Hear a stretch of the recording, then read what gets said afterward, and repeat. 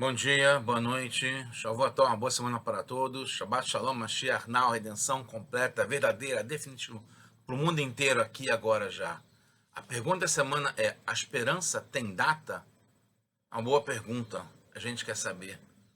Não só a esperança, mas com certeza tem data, não só data, como lugar. Qual a ideia de algo ter data e ter lugar? É que, através disso, se consolida, tem uma passagem do que acontece agora, quando a gente está nesse momento, com o que vai acontecer depois e naquele lugar. Marca uma passagem, uma ligação entre os eventos, os acontecimentos. A gente está no projeto do Kutei Sirot, esse é o volume 25 de livros do Rebbe de Lubavitch, com seus discursos racídicos. Essa Parashá do Vayeshev é a Sirá número 1. Nessa Parashá, a gente está no livro Bereshit, é o capítulo 37. Fala o Yosef Hatzadik, né, dos filhos do Yaakov, das 12 tribos. Ele teve sonhos, ele conta para os irmãos, né, 2 sonhos, e depois do segundo sonho, fala que o pai dele, Yaakov, ele guardou isso. Fala, Vaiknu Rav, que os irmãos tiveram inveja dele, Ve'aviv Shamar Tadavar, e o pai guardou isso. No Midrash Bereshit Rabbah, sobre esse versículo, fala que Vaiknu Rav, que eles tiveram inveja, e o pai guardou, que é no verso 11. Fala o Rabi Levi que o Yaakov, ele pegou uma pena, uma caneta, e ele escreveu em que dia, em que hora e em que lugar. Isso está escrito no Midrash. O comentarista Fetor diz por que o Midrash tem necessidade de explicar isso. O que é esse guardar o lugar? Guardar isso, né? Não tem como guardar algo que não tem existência fora da alma, fora da pessoa. Então, ele explicou o que ele guardou, que era um sonho do Yosef. O que ele guardou? Explicou da forma simples, né, da palavra guardar, na sua memória. E já que a pessoa não tem domínio sobre isso, então ele fez um sinal. Ele pegou uma pena, uma caneta e escreveu isso, para guardar. Guardar é para lembrar e deixar fixo isso. O prazo para que um sonho se torne realidade é interessante. Diz na Guemará que é 22 anos. Como é que a Guemará, o Talmud, aprende isso? Do próprio Yosef, né, que demorou 22 anos para se cumprir o sonho. Até 22 anos, né, para se cumprir o sonho do Yosef. Então, Yaakov escreveu o dia e a hora para saber até quando ele teria esperança. Aquilo que a gente falou, a esperança tem data. Então, ele queria saber até quando pode acontecer o que ele estava esperando, né, do Yosef se tornar o rei e todas as tribos se curvarem para ele, e também ele como o sol e todas as estrelas, inclusive a lua, se curvarem para ele, que foi o sonho que Yaakov interpretou. Precisa ainda entender, primeiro, a hora e o lugar do sonho são detalhes fora dele. Não tem isso no sonho. Diria primeiro, o Yaakov escrever o conteúdo do sonho, o que ele queria guardar, lembrar, o conteúdo do sonho, não a hora e o lugar. Segundo, de acordo com a segunda explicação, é importante saber o ano e o mês para saber até quando pode ter esperança. Quando que é o fim dos 22 anos. Mas para que saber o dia e a hora? O ano e o mês, ok, mas o dia e a hora? Deveria estar escrito que ele lembrou o que sonhou ou o que acreditou.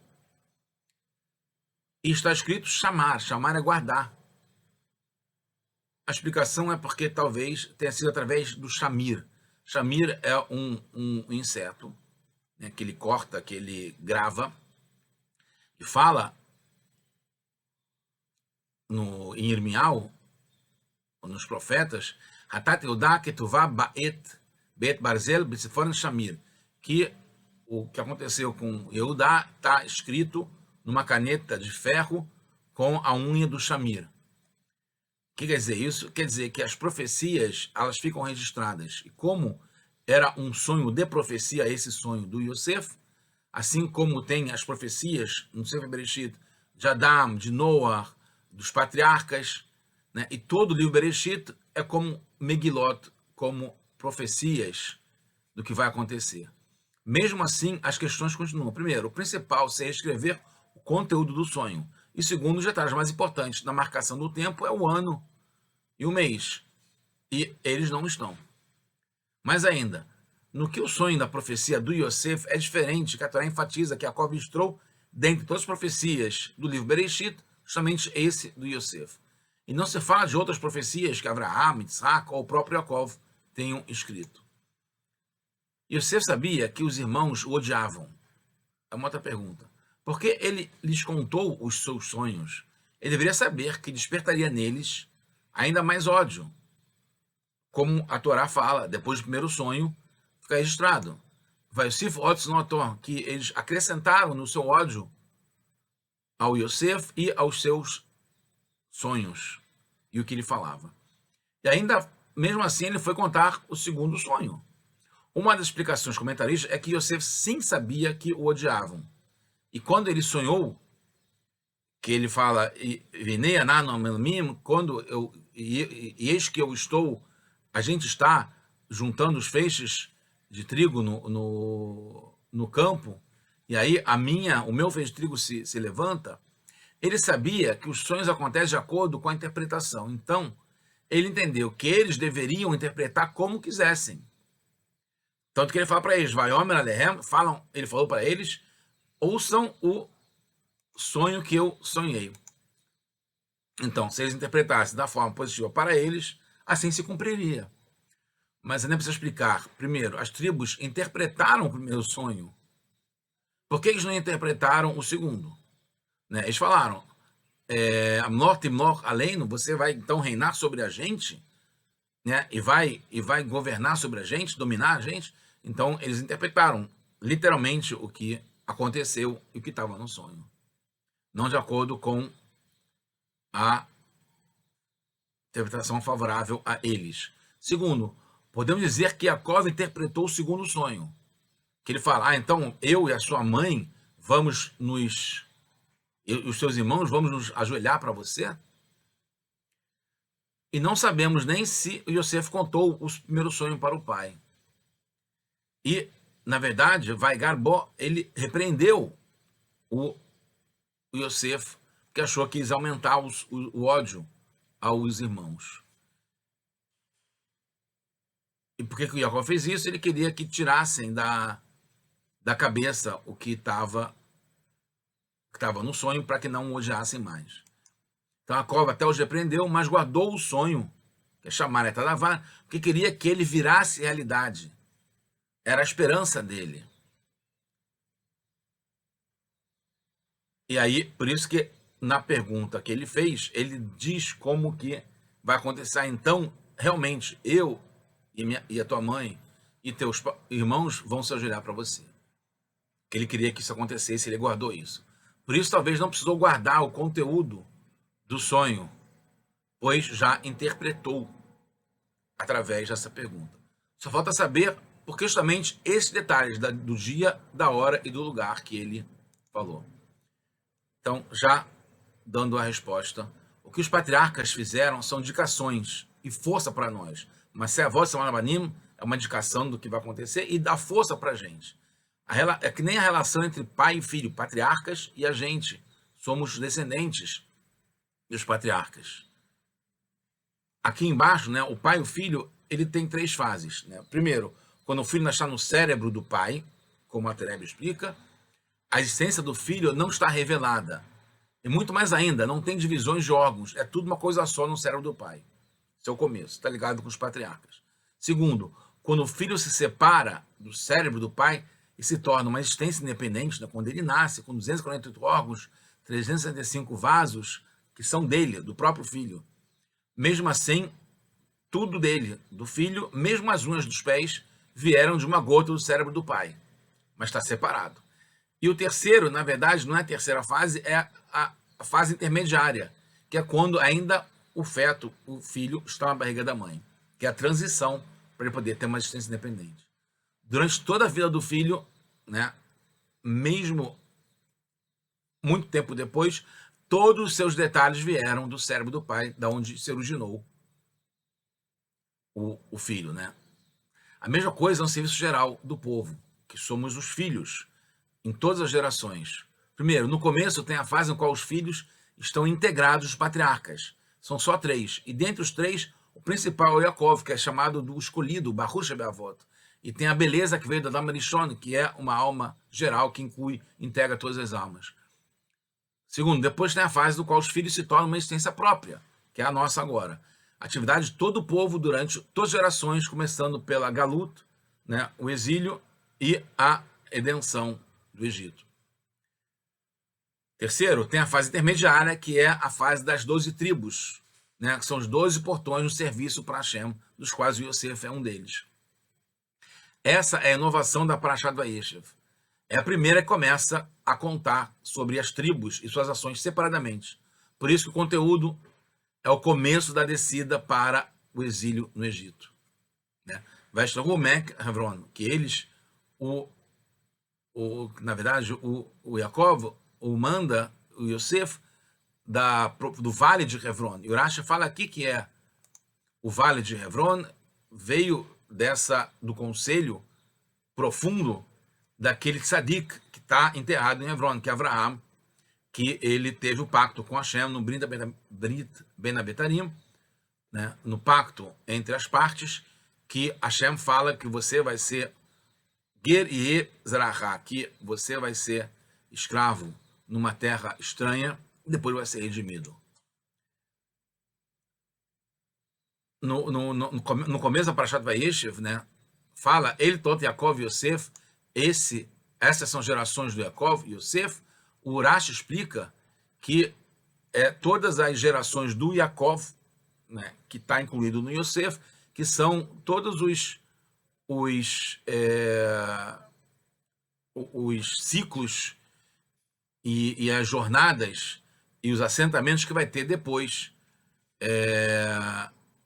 e que começou justamente com Yosef, estando com 17 anos. Né? E através disso ele foi girando até que desceram para o Egito. Né? Que essa é a ideia do começo da Galut, do exílio no Egito. O serviço principal dos filhos está ligado justamente com a Galut e a Geulah do Egito. O exílio é a redenção do Egito. O exílio do Egito está ligado com todos os demais que vieram depois.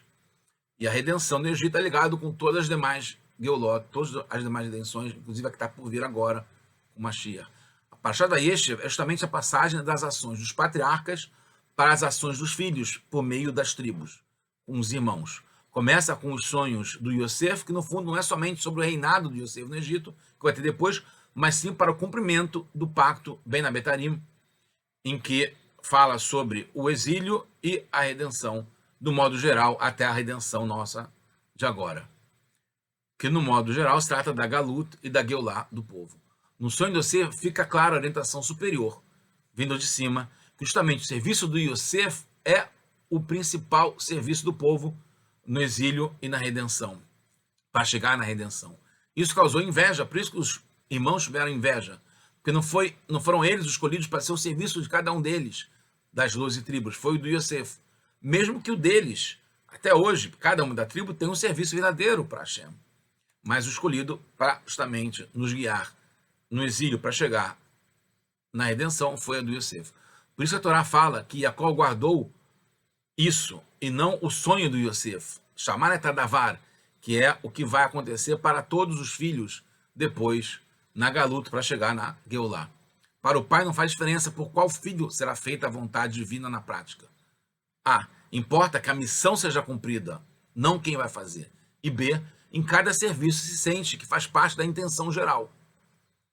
Né? Por isso que o Rabbi Levi fala que ele pegou uma caneta e escreveu isso, justamente o dia e a hora e o lugar. Como o patriarca Jacob registrou para que isso influenciasse o serviço particular de cada um em todas as gerações. Ele escreveu o dia e a hora, que estão ligadas com a unidade de tempo principal, como se fosse um instante, e o lugar, que são os diferentes níveis do serviço espiritual de cada um. Isso integra todos que virão em todas as gerações, nas diversas épocas, ligados com o dia e a hora, e diversos lugares ligados com o Makom. Sabe-se que esse verso, que vai no Boerav, vai vir chamar Tadavar, que eles tiveram inveja e o Yaakov guardou isso, está ligado com a Admor Zaken e o dia 19 Kislev, que sempre é nessa época. Concluindo, sabe-se que o Baal Shem Tov e o Magid Mezerit são os patriarcas de Hassidut, como os avós, Abraham, Isaac e Yaakov, no modo geral. Por isso estão ligados com as sefirot mais superiores, de Keter, que é o Atik e o Arir, a parte interna e externa da coroa. O Admor Zaken foi o que inovou e trouxe a Hassidut geral para a Hassidut Chabad, que pega a compreensão e entendimento intelectual. Chabad é Hormah Binah e Dat. Isso não representou uma descida, porque continua a mesma luz geral. Por isso que o espalhamento é das fontes que vem de cima do Keter, da Hassidut geral. Principalmente o espalhamento depois do dia 19 de Kislev. Esse assunto de guardar aconteceu com o Magid, mesma coisa, antes do seu falecimento. Ele, representando os avós, o patriarca Baal Shem Tov e o Magid, que são as fontes originais lá de cima, nível de Keter, o Magid Mezeres, foi no dia 19 de Kislev que ele faleceu, ele pegou na mão da Admor Zaken e falou que o dia 19 de Kislev é o dia da nossa Hilula, da nossa elevação, do nosso casamento. Porque então ele faz a união entre a fonte própria dos patriarcas, dos pais, com a fonte que se espalha para fora dos filhos, que é com a gente agora, já na redenção final, definitiva, verdadeira agora já.